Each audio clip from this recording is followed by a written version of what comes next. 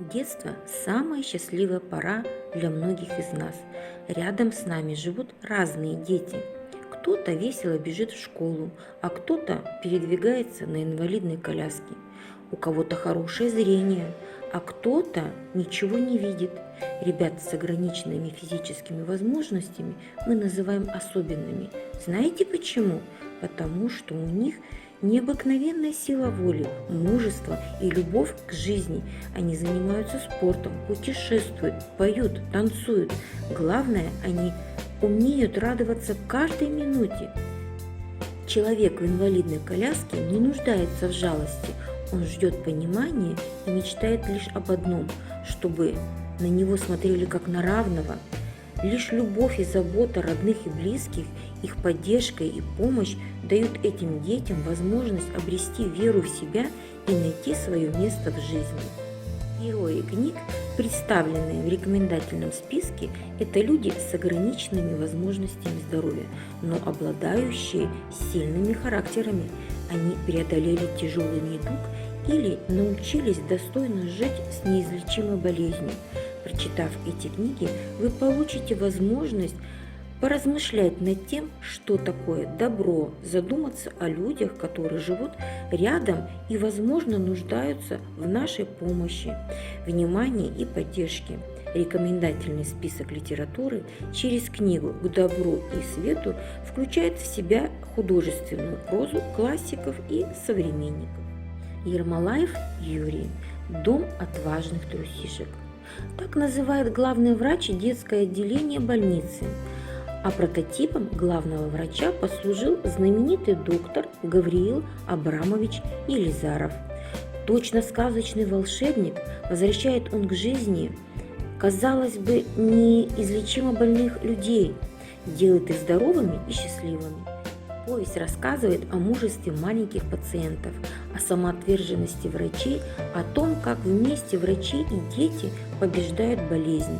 Вместе с Надей Ермаковой и ее подружками по палате вы пройдете через многие испытания и узнаете радость победы, которую одержала героиня книги над собой. И эта радость была для нее самой большой на свете. Валентин Катаев. Цветик-семицветик. Сказка о доброй девочке Жене, получившей в подарок волшебный цветок. Произнося заклинание и отрывая один лепесток, Женечка могла загадать любое желание, и оно тотчас же исполнялось.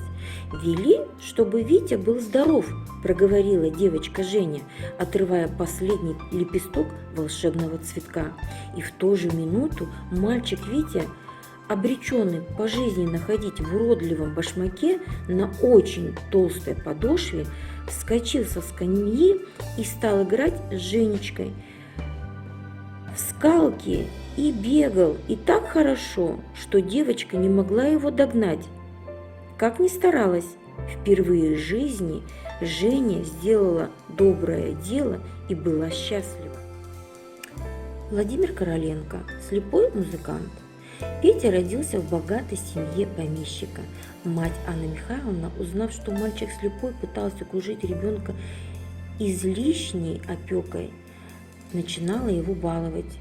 Ее брат Максим, потерявший на войне ногу, решает заняться воспитанием Пети. Ему приходилось бороться со слепой материнской любовью. Он объяснял своей сестре, что излишняя заботливость может повредить развитию мальчика. И в дальнейшем дядя Максим оставался строгим и добрым другом Пети, не позволяя ему чувствовать свою неполноценность. В конце концов, дядя вселил в мальчика уверенность и возможность духовного прозрения. Благодаря деревенскому парню Иоахиму в нем проснулся великий дар. Петя стал талантливым музыкантом. Владислав Крапивин. Самолет по имени Сережка. Главному герою повести Ромке Смородкину 12 лет. Половина жизни он провел в инвалидном кресле. В раннем детстве мальчик упал спиной на железный путь. Мама считает, что Ромке лучше жить в интернате для инвалидов, где созданы специальные условия для таких ребят, как он. Но сам Рома другого мнения. Мне казалось, что интернат похож на больницы, в которых я лежал много раз и подолгу, и которые мне тошно вспоминать. Мне надо, чтобы вокруг были родные стены, которые я люблю до последней трещинки, чтобы рядом все было привычное, мое, и чтобы мама рядом была каждый день. И судьба дарит ему друга, Сережку, который умеет превращаться в самолет. Вместе им предстоит пережить многое. Немножко фантастическая, немножко сказочная, очень человеческая книга, которая учит, как надо дружить. Михаил Самарский. «Радуга для друга». Повесть написана 13-летним подростком. Это не просто повесть о дружбе лабрадора и слепого мальчика. Это повесть о нас, о тех, кто в суетной жизни оказывается бок о бок с нами и на которого мы часто, к сожалению, просто не обращаем внимания. Рассказ книги ведется от имени собаки. Сашка – новый подопечный лабрадора Трисона. Сашке нужна помощь. Он потерял зрение в автокатастрофе, и теперь собака-поводырь стала его лучшим другом. Благодаря искренней любви этой умной и преданной собаке мальчик смог снова радоваться жизни. Однако приобретенный в специальной школе навык не нападать на людей сыграл псом злую шутку. Его похитили. Он верный друг, не будет сидеть сложа лапы и будет бороться, потому что он нужен Сашке. Трисон должен вернуться к нему.